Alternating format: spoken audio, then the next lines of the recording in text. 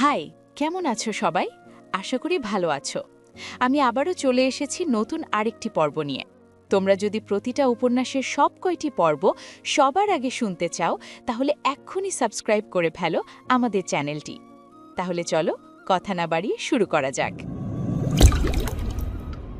মলিন মুখে বসে আছি ড্রয়িং রুমে। মা সেই যে গিয়েছে ব্যাংকে, ফেরার নাম নেই। মা আমায় বলতে দেয়নি কিছু। তার ধারণা নতুন আত্মীয়কে কিছু বললে আমার সংসারে অশান্তি হবে, এজন্য আমি চুপ থেকেছি, মায়ের নিষেধ পালন করেছি। সেই থেকে মা শুধু ঘুরছে, একা হাতে সব ম্যানেজ করছে। মায়ের চিন্তিত ও বিভ্রান্ত চেহারা দেখে আমি অবশ্য বলেছিলাম একবার জিনিসগুলো কাল বা পরশু নেওয়ার কথা। বাবা বাড়ি ফিরে সব দিয়ে যেত। শাশুড়িমা জবাব দিয়েছে, আমি এসেছি তোমায় নিয়ে যাব বলে। এলাকাবাসী সহ আত্মীয়দের বলে এসেছি বউ আজ ঘর সাজানো জিনিস নিয়ে আসবে সঙ্গে করে।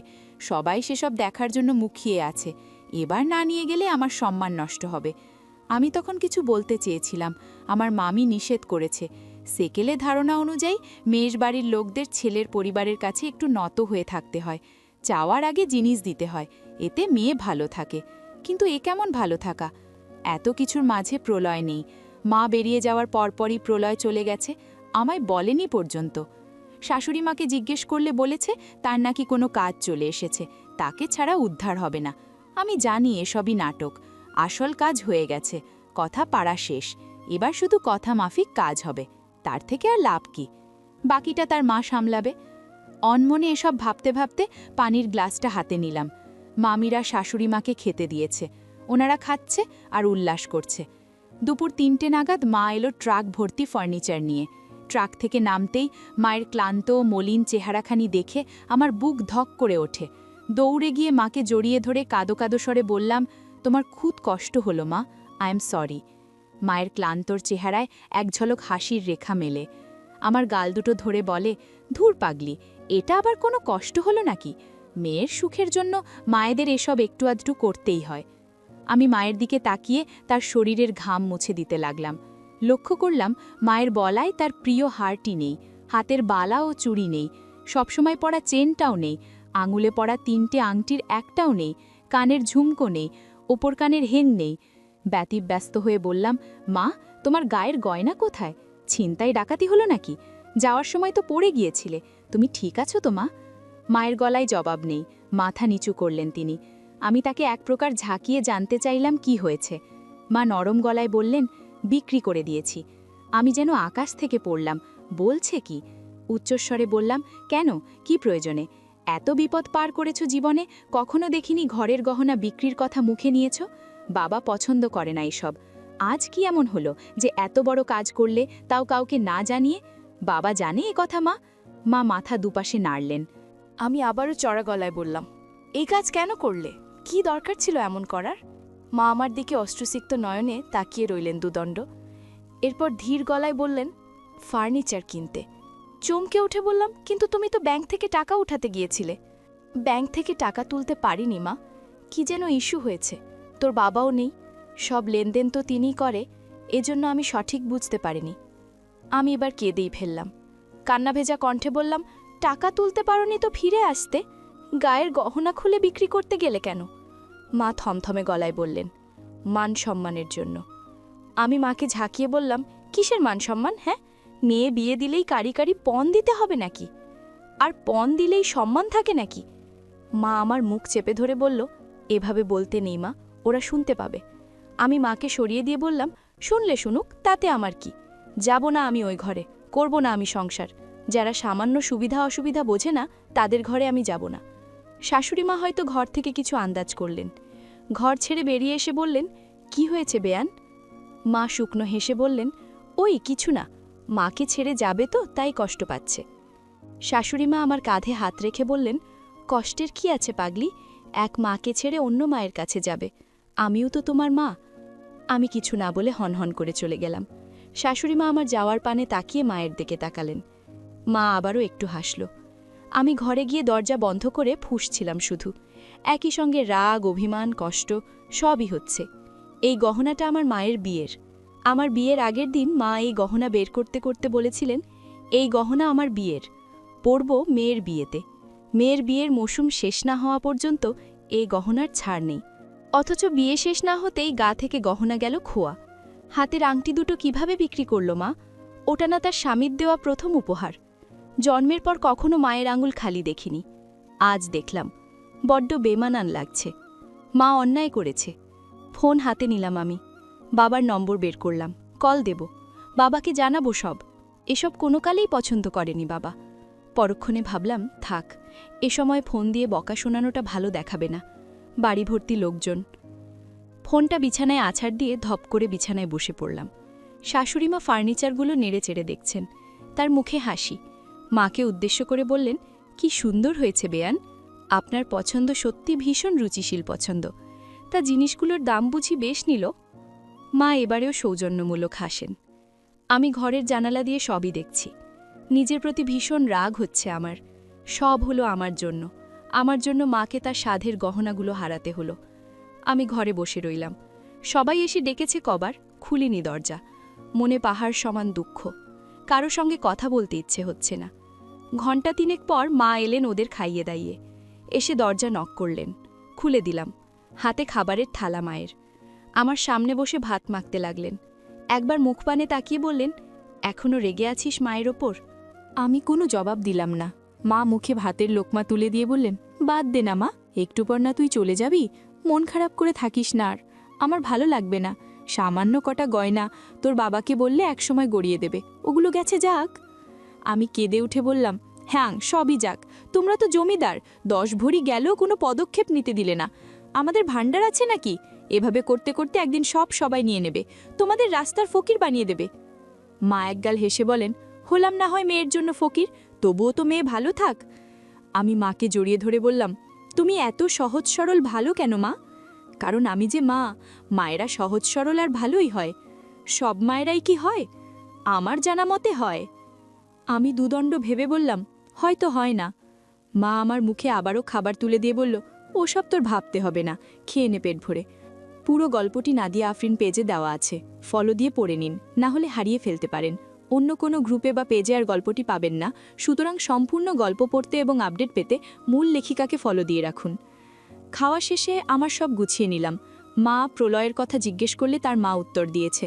বিকেল নাগাদ দাড়ি থেকে বেরোলাম ওই বাড়ির উদ্দেশ্যে। ঘরে গিয়ে তো আমি অবাক, পুরো ঘর খালি, একটা চেয়ার অবধি নেই।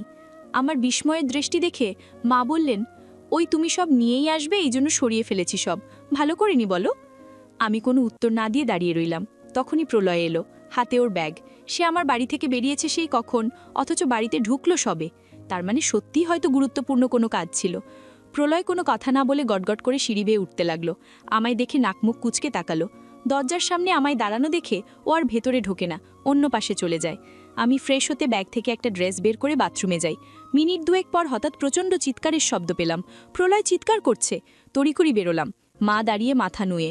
প্রলয় চিৎকার করে বলছে, আমার ঘরে আমার অনুমতি ছাড়া কোন সাহসে জিনিস সরানো হয়? এগুলো কি কারোর বাপের টাকায় কেনা? সব আমার রোজগারের টাকায় কেনা হয়েছে। তাহলে আমার অনুমতি ছাড়া কি করে আমার ফার্নিচারে হাত দেওয়া হয়? মা মিনমিনে স্বরে বললেন, বউ সব নিয়ে আসবে, এই জন্য সরিয়েছি। প্রলয় কড়া গলায় বলে, বউ নিয়ে এসেছে, বউকে বলবে সেগুলো যেন তার মাথায় করে রাখে। আমার ঘরে কারোর বাপের টাকার জিনিস অ্যালাও নেই। আমি ফকির নই, ওমন ফার্নিচার ডাবল করে কেনার ক্ষমতা আমি প্রলয় সরকার রাখি। উক্ত কথাগুলো প্রলয় আমার দিকেই তাকিয়ে বলল। প্রচণ্ড অপমান বোধ করলাম আমি। দিয়েও যাব, আবার কটু কথাও শুনব। ওনারাই তো চাইল সব। প্রলয় রাগ দেখিয়ে চলে গেল। যাওয়ার সময় তার মাকে বলেছে সব ফার্নিচার গুছিয়ে রাখতে, ওগুলো বিক্রি করবে। মা বলেছে সামনে তোর বোনের বিয়ে।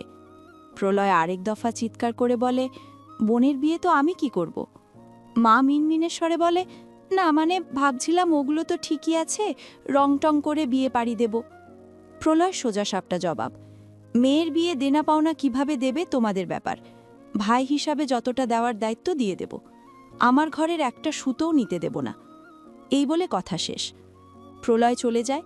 মা হায় হুতার শুরু করে, এ কি ছেলেকে মানুষ করেছে! বউয়ের সামনে মাকে অপমান করে, ছোট বোনকে হিংসা করে, আরও কত কি যে বলল। আমি শুধু বললাম, মা উনি কি এসব নেওয়াতে আপত্তি জানিয়েছিল? মা সরু চোখে বলেন, আপত্তি থাকলে ট্রাকের ভাড়া দিয়ে যায় আমার হাতে? আমার ঠেকা নিজের টাকায় ট্রাক ভাড়া করে তোমার বাড়ি থেকে ওসব নিয়ে আসা? এগুলোতে আমি থাকব, আমি ব্যবহার করব? তাহলে আমার এত দায় কিসের? ও বলেছে এজন্য গিয়েছি, এখন ভালো সাজতে চাইছে। ওই ছেলে হলো ভীষণ ধূর্ত, 10 বছর সংসার করেও ওর মনের কথা বুঝবে না। খামাখা বউয়ের সামনে ভালো থাকতে আমার সঙ্গে রাগ দেখায়। প্রতিবাদ করলাম না দায়ে পড়ে। ওই ছেলের সঙ্গে মুখ লাগিয়ে লাভ নেই, অযথা চিৎকার করবে, বিশৃঙ্খলা তৈরি করবে। লোকে ভাববে নতুন বউ এনে পরদিনই ঝগড়া করছি আমি। এজন্যই ওকে বলার সুযোগ দিলাম। আর তোমাকেও বলি বউ, শোনো, অত স্বামী ভক্ত হইও না।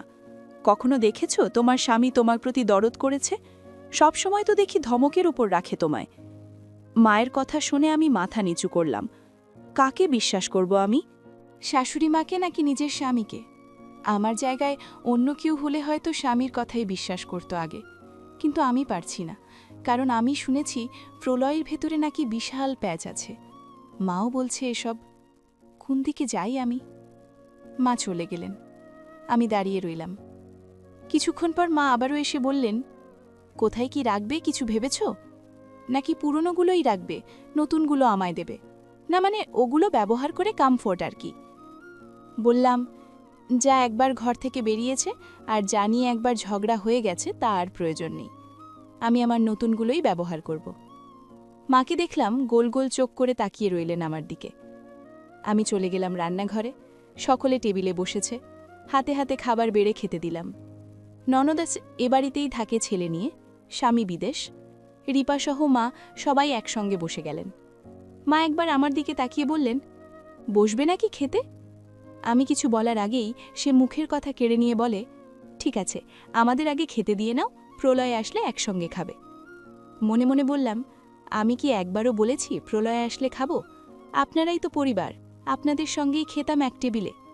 বাড়ি থেকে সেই কখন খেয়ে এসেছি, খিদে পেয়েছে আমার। প্রলয় কখন আসবে সেই ভরসায় থাকতে হবে এবার। তাদের খাবার দিয়ে দাঁড়িয়ে রইলাম একপাশে। ননদকে দেখলাম বেছে বেছে ভালো মাংসের টুকরোগুলো পাতে নেয়। ননাস ভালো মাছটা নেয়। নেওয়ার পরও শাশুড়িমা আরও বেশি করে পাতে তুলে দিয়ে বলে, খা, বেশি করে খা, তোদের ভাই তো তোদের জন্যই ইনকাম করে। সম্পূর্ণ গল্পটি আমার পেজে দেওয়া আছে। নাদিয়া আফরিন ইংরেজিতে লিখে সার্চ দিলেই পেয়ে যাবেন আমার পেজ। ফলো দিয়ে সম্পূর্ণ গল্পটি পড়ুন। ফলো না করলে হারিয়ে ফেলতে পারেন। ওরা খেয়ে চলে যায়। আমি সব খাবার ঢাকা দিয়ে রেখে সোফায় বসে থাকি। বসে থাকতে থাকতে কখন যেন চোখ বুজে গেছে। প্রায় রাত 2টো নাগাদ ডাক দেয় প্রলয়। হাতে তার খাবারের থালা, আমার হাতে থালা দিয়ে বলে, ধরুন, খেয়ে নিন। ঘুমের ঘোরেই হাতে নিলাম। এরপর ভালো করে তাকিয়ে দেখলাম প্লেটে বিরিয়ানি, সঙ্গে এক্সট্রা কাবাব, আবার মিষ্টিও আছে দেখছি। আমার মা আমায় এভাবে গুছিয়ে খেতে দিত। প্রলয়ের দিকে তাকালাম আমি। সে চোখ ঘুরিয়ে নিল। বললাম, এগুলো কোথায় পেলেন? কোথায় আর পাবো, আমার শ্বশুর দিয়ে গেল। ঘরের ফার্নিচার যেহেতু দিয়েছে, এগুলো আর বাদ থাকবে কেন? ওনার কথায় কেমন যেন খোঁচা মারা। আমি চুপ থাকলাম। উনি তাড়া দিয়ে বলল, খেয়ে নিন, খেয়ে আমায় উদ্ধার করুন। পতিব্রতা স্ত্রী সেজে আবার না খেয়ে আছে। কে বলেছে আমার জন্য না খেয়ে থাকতে? আপনি জানলেন কি করে? ক্ষুধার তো মুখ দেখেই বোঝা যায়। আর টেবিলেও 3টে এঁঠো থাল। উনি বসলেন। আমি খাবারের থালা রেখে কিচেনে গেলাম। একজনের খাবার এনেছে। ওনার জন্য খাবার বেড়ে তরকারি নিতে গিয়ে দেখি শুধু মাছ আছে। মাংস ডিম সবই শেষ। মাছটাও 1 পিস মাত্র। এই কি দুজনের খাবার? ওই মাছটা উঠিয়েই পানি সহ এলাম। সোফা থেকে ওনার আনা খাবারটা উঠিয়ে তার দিকে এগিয়ে দিয়ে বললাম, এটা বরং আপনিই খান, আমি ঘরেরটাই খাচ্ছি। কেন? নাকি নিজের হকেরটা বাদে পনেরটা খেতে পছন্দ করেন আপনি? এবার আর চুপ থাকলাম না। বললাম, পণ কেউ ইচ্ছে করে দেয় না, আপনারা চেয়েছেন এজন্য দেওয়া হলো। আমরা চাইব আর দিয়ে দিতে হবে? এসব দিয়ে নিজেদের ধনী প্রমাণ করতে চান? Show off! শুনুন, পণ দিলেই শুধু মেয়ে ভালো থাকবে, এটা সবচেয়ে ভুল ধারণা। যেখানে ভালো থাকার সেখানে একটা সুতো না দিয়েও ভালো থাকা যায়। পণ হলো এক প্রকার ধ্বংস, লোভের সূত্র। যত দেবেন তত চাহিদা বাড়বে। আপনি শিক্ষিত মেয়ে, প্রতিবাদ করা উচিত ছিল। যে নিজের মায়ের সুবিধা করে দিতে পারে না, সে সন্তান হিসেবে ব্যর্থ। আমি মাথা নিচু করলাম। উনি আবারও বললেন, খেয়ে নিন। ভেবেছিলাম আপনাকে আর কিছু বোঝাবো না, কিন্তু তবুও আবার বোঝাচ্ছি, মায়া লাগলো তাই। এর বিনিময়ে বাপের বাড়ি থেকে আসার সময় পরবর্তীতে চাঁদ নিয়ে আসবেন পণ হিসেবে। না আনলে আমার সম্মান থাকবে না। আত্মীয় স্বজন চাঁদ খাওয়ার জন্য বসে আছে শ্বশুরবাড়ির। মা বাবাকে বলবেন আজকের ভেতরেই চাঁদে যেতে। আমি ফ্যাল করে তাকিয়ে রইলাম তার দিকে। উনি মাছ ভাতের থালাটা হাতে নিয়ে খেতে লাগলো। এই প্রথম মনে হচ্ছে উনি আমার ভালো চায়। খাবার মাঝখানে তাকে প্রশ্ন করলাম, আপনি একসঙ্গে এত কাজ করেন কি করে? ব্যবসা আবার চাকরি, অসম্ভব কিছু। এক্সপোর্ট ইম্পোর্টে শেয়ারে আছি মাত্র, সেখানে আমার তেমন খাটতে হয় না আর কি। পারিবারিক ব্যবসাটা আমার মূল লক্ষ্য। তাহলে চাকরি করেন কেন এত বড় ব্যবসা থাকতে? একজনের স্মৃতি ধরে রাখতে, নিজেকে ব্যস্ত রাখতে। চাকরিটা আমার না করলেও চলবে জানেন, তবে এই চাকরিটার জন্য একসময় প্রচুর পরিশ্রম করেছিলাম। আমার প্রথম উপার্জনের রাস্তা এটা, সঙ্গে একজনের স্বপ্ন পূরণের কারিগর। এজন্যই ধরে রেখেছি। চাকরি বাদে বাকিটা সময় চলে যায় ব্যবসা সামলাতে, সঙ্গে সাপ্তাহিক ছুটির দিন তো আছেই। এছাড়াও আমার ব্যবসা ক্ষেত্রে আমার রিলেটিভরাই জড়িত, হেল্প করে তারা। নিজের চাপটা একটু কম, সব মিলিয়ে ব্যবস্থা হয়ে যায়। জানেন, সৃষ্টিকর্তা আমার থেকে ভীষণ প্রিয় একটা জিনিস কেড়ে নিয়েছে। প্রতিদান হিসেবে বহুত অর্থ, সফলতা দিয়েছে। যেই কাজেই হাত দিয়ে আজ অবধি সফলতা ব্যতীত ঠকে আসিনি, এজন্য টাকাকেই আপন করে নিলাম। প্রিয় জিনিসটা কি? আমার প্রশ্নে উনি থমকে যায়, খাবারের থালায় পানি ঢেলে চলে যায়। ইবুক। সন্তান হিসেবে শূন্য তুমি, স্বামী হিসেবে কলঙ্ক, মানুষ হিসেবে অভিশাপ তুমি। এবার পিতা হয়ে কুৎসিত হইও না, তাহলে বেলিন হয়ে যাবে তুমি। বন্ধুরা, কেমন লাগলো এই পর্বটি? কমেন্ট করে জানাতে ভুলো না। খুব শীঘ্রই এই গল্পের নতুন পর্ব নিয়ে হাজির হব তোমাদের মাঝে। তাই এখনও সাবস্ক্রাইব করে না থাকলে দ্রুত সাবস্ক্রাইব করে বেল আইকন বাজিয়ে দাও।